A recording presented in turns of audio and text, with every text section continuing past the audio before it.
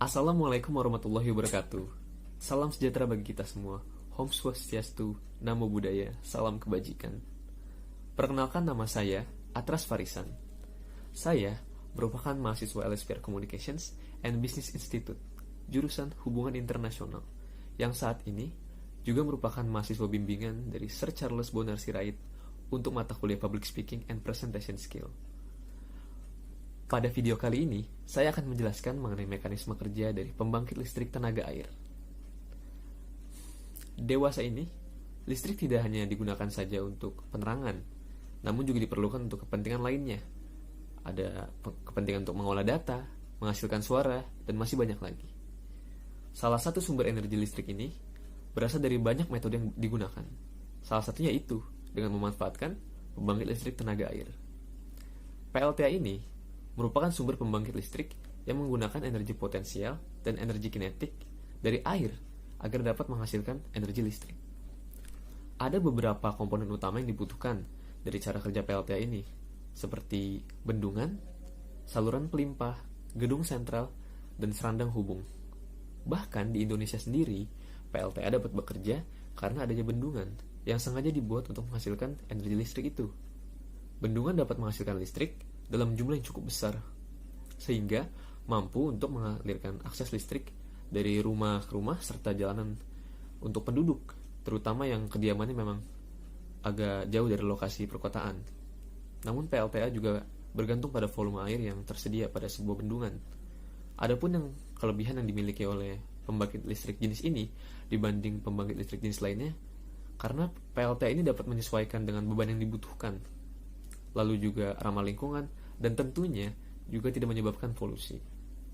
Cara kerja PLTA ini pada dasarnya memang bertujuan untuk mengubah energi air menjadi energi listrik. Air di sini merupakan sarana potensial yang berguna untuk menggerakkan turbin.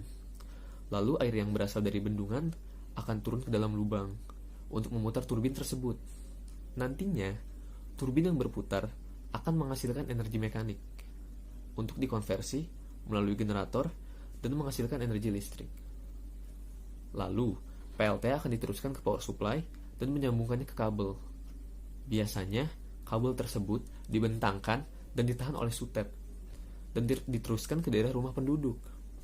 Sedangkan, air yang sudah melewati turbin mengalir ke sungai agar dapat bermanfaat bagi kehidupan. Fungsi bendungan itu sendiri berguna untuk menampung air dalam jumlah besar karena turbin membutuhkan pasokan air yang cukup stabil. Namun tidak hanya itu, bendungan juga dapat mengendalikan banjir. Komponen lainnya adalah pipa yang berfungsi mengarahkan air ke cerobong turbin. Pipa yang menjadi inti akan dipasangkan pada bak penenang, sementara ujung lainnya diarahkan pada cerobong turbin. Lalu ada generator yang memanfaatkan perputaran turbin untuk memutar kumparan pada magnet di dalam generator tersebut, sehingga akan ada pergerakan pada elektron yang dapat membangkitkan arus listrik. Terakhir, ada jalur transmisi yang bertugas untuk mengalirkan arus listrik dari PLTA itu ke rumah-rumah warga atau pusat perindustrian lainnya. Tepat sebelum listrik-listrik itu digunakan, maka tegangannya akan diturunkan terlebih dahulu dengan transformator step down. Berikut beberapa pembangkit listrik tenaga air di Indonesia yang berperan penting menjadi penghasil sumber listrik yang baik, serta berfungsi dalam memenuhi kebutuhan pada suatu daerah tertentu. Yang pertama ada Waduk Saguling di Jawa Barat. PLTA Saguling merupakan waduk buatan yang berlokasi di Kabupaten Bandung Barat. Luasnya mencapai 5.600 hektar are dengan debit air mencapai 875 juta kubik. Untuk saat ini, Waduk Saguling mampu memenuhi kebutuhan listrik berkapasitas 700 MW, bahkan dapat ditingkatkan hingga 1.400 MW.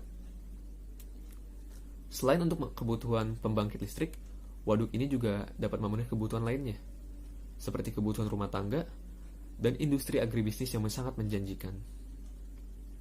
Berikutnya yang kedua ada PLTA Sigura-gura, Samosir, di Sumatera Utara. PLTA yang berlokasi di Danau Toba ini merupakan jenis pembangkit listrik yang dimiliki oleh PT Indonesia Asahan Aluminium atau Inalum. PLTA Sigura-gura memiliki 3 buah bendungan yang berjarak 14,5 km dari kawasan Danau Toba. Keunikan dari PLTA ini yaitu terdapat sebuah stasiun bawah tanah pertama di Indonesia yang mencapai kedalaman 200 mdpl. Yang ketiga ada PLTA Musi di Bengkulu. Saat ini, Sungai Musi tidak saja dimanfaatkan sebagai sarana transportasi saja, akan tetapi juga dapat berguna sebagai salah satu PLTA yang menjalankan fungsinya dengan baik di Indonesia. Berlokasi di hulu sungai, PLTA Musi menjadi salah satu pembangkit listrik jenis run of river dengan pembangkit listrik yang berada di ketinggian 400 mdpl. PLTA ini dapat membangkitkan energi listrik sebesar 1150 gigawatt per hour tiap tahunnya, dengan kemampuan suplai listrik antara 150 sampai dengan 275 kV. Berikutnya ada Waduk Jatiluhur di Purwakarta, Jawa Barat. Sebenarnya Waduk Jatiluhur ini tidak hanya dimanfaatkan sebagai PLTA saja, namun juga sebagai tempat wisata. Meski begitu, waduk ini memiliki peran penting dalam memenuhi kebutuhan listrik di kawasan Tanah Priangan sampai dengan daerah Jabodetabek. Waduk Jatiluhur mampu menghasilkan 12,8 miliar kubik yang dapat membangkitkan 1 miliar kilowatt per hour setiap tahunnya.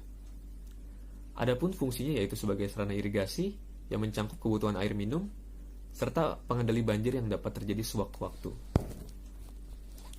Demikian beberapa PLTA ternama di Indonesia yang memiliki peran penting dalam memenuhi kebutuhan listrik maupun kebutuhan lainnya bagi warga-warga di sekitar. Diharapkan ke depannya PLTA serta pembangkit listrik lainnya dapat menjadi solusi bagaimana kita dapat memanfaatkan sumber energi yang dapat diperbaharui dalam memenuhi kebutuhan kehidupan tanpa menimbulkan polusi di bumi kita ini. Akhir kata dari saya, terima kasih karena telah menonton video ini. Mohon maaf apabila ada salah-salah kata dan pengucapan. Sekian dan terima kasih.